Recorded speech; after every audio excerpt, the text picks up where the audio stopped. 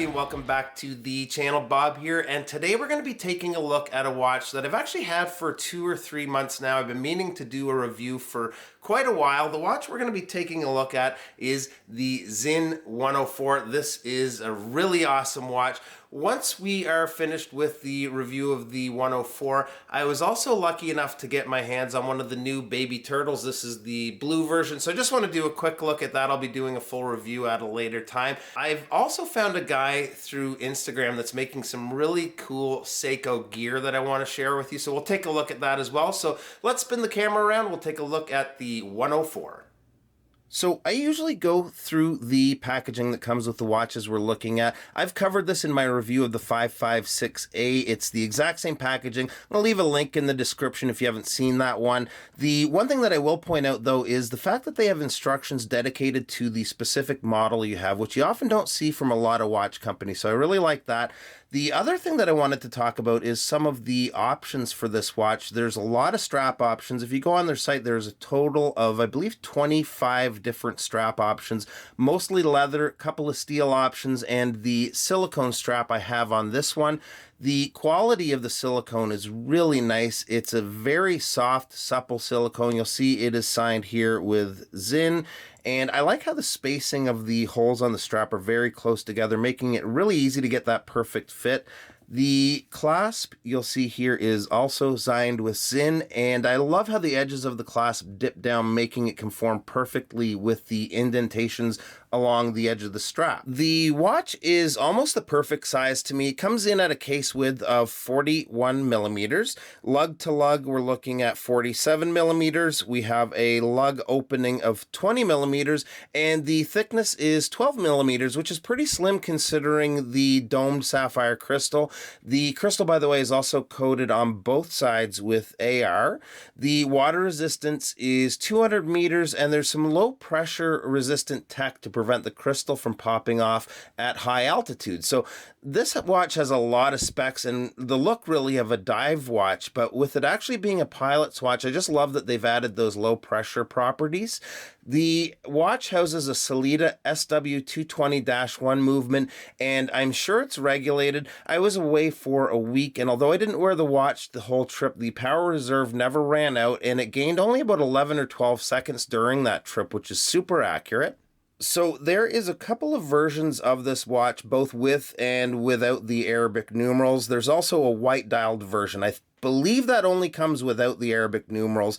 The black dial here is a flat black, very clean dial with only Sinn printed up top, automatic below that, and in fine print made in Germany at the bottom of the dial.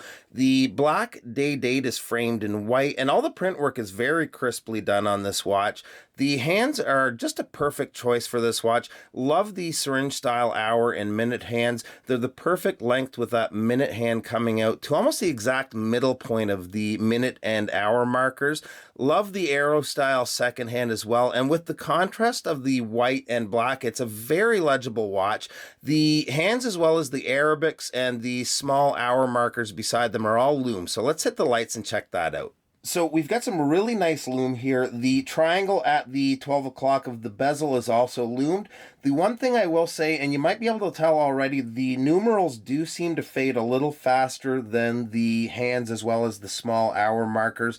Although I will say after 4 or 5 hours I've checked it, and the other than the numerals, the rest of the lume is clearly visible. So I'm really happy with the lume on this watch.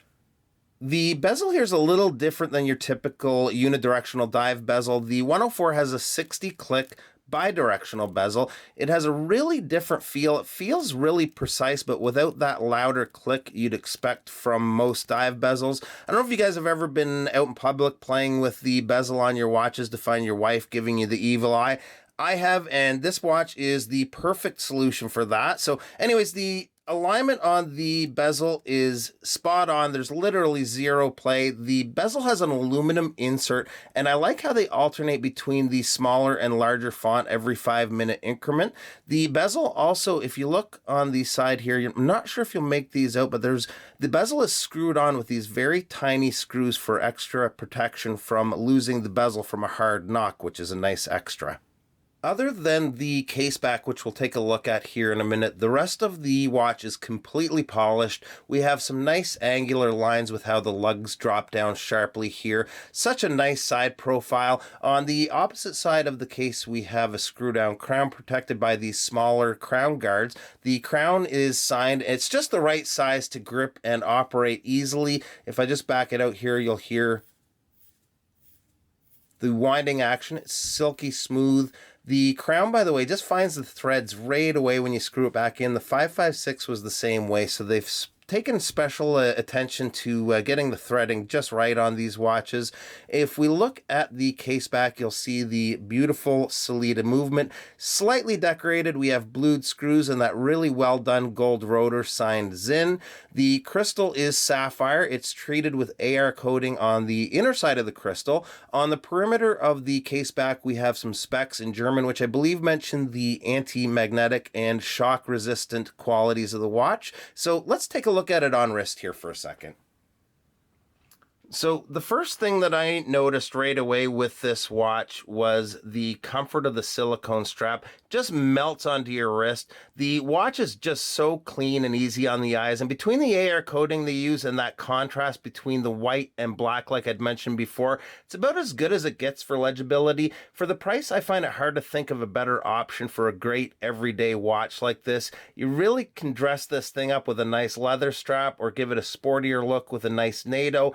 I'm trying to think of some negatives with this watch, and I really would have to nitpick. I guess generally I prefer a brushed case on a tool watch, but I think the polished case suits the watch's overall look better in this case. It's really about as close to the perfect watch to me for this price that you can get. So that's it for the Sinn. I just want to give you guys a quick look at the new baby turtle, as well as a really fun option for some Seiko gear that I found. All right, guys, so here it is, the new baby turtle in blue, and I really like the blue on this. I thought it was going to be a little darker than this. It's quite a nice blue. In the sunlight, it really pops. I was really lucky to get my hands on this. Another collector in the area here had ordered this through an eBay seller, I think in Malaysia, and ended up getting it the other day, and it just didn't do it for him. So I was the lucky one and managed to get my hands on one pretty early here. I love the design. It's a pretty unique design. It definitely has the Seiko DNA, you can clearly see, but the one disappointment that I have with this watch, and I've been lucky with this with most of my Seiko divers, other than I think one in particular, but the alignment is a little bit off with both the chaptering, and I think it's about an 1/8 of a click off with the alignment on the bezel, so that's a little bit disappointing. I can live with it for now. The watch itself is really comfortable on wrist. The crown, when I first saw pictures of this, I thought the crown stuck out a little bit further than what it actually does. So that's not an issue at all. I'm really quite happy with it other than the alignment issues. I'll be doing a full review on this watch here in the next few days. I've only had this for about a day now, so I don't want to get into too much right at the moment without having some more experience with it. So let me just pop it on wrist here for a quick second for you guys. All right, guys, so here it is on wrist, and I have to say I'm really enjoying this design. It fits just perfectly to the wrist, and I've had a lot of larger size divers on the channel lately, so it's kind of nice to mix it up and get something a little bit smaller. I just think it's a great design. It's unfortunate about the alignment issues. I'm not sure why Seiko can't get a handle on that. Other than that, I'm really happy with it, and again, look out for that review that's coming up in the very near future. I think Seiko's going to be coming out with some really cool stuff this year, and I'm going to do my best to stay as current as possible with some of their releases, so you can also expect to look out for some other stuff from them as the year goes on. So that's going to be it for the watch. In the background here, you're going to see we have this really cool Seiko hat, and I found this guy on Instagram. He goes by the handle @Seiko Hats. He's making custom hats, different colors, and the one thing that he's doing that's kind of fun is he's experimenting right now with looming the patches, and this is one of the first ones that he's tried. So I'll give you guys a shot of that along with the loom of the baby turtle at the end of the video. The guy's just a really cool guy. I just wanted to give him a little bit of a shout out. So make sure you check out the link to his Instagram account in the description below. Let's spin the camera back around and we'll wrap up today's video. All right, guys, so thanks so much for tuning back into the channel. I hope you enjoyed our look at the Sinn 104. Just a great everyday watch. Keep an eye out for my review of the baby turtle, and don't forget to check out Seiko hats on Instagram. I'll leave a link in the description below. Thanks so much, and we'll see you in the next one. Bye-bye.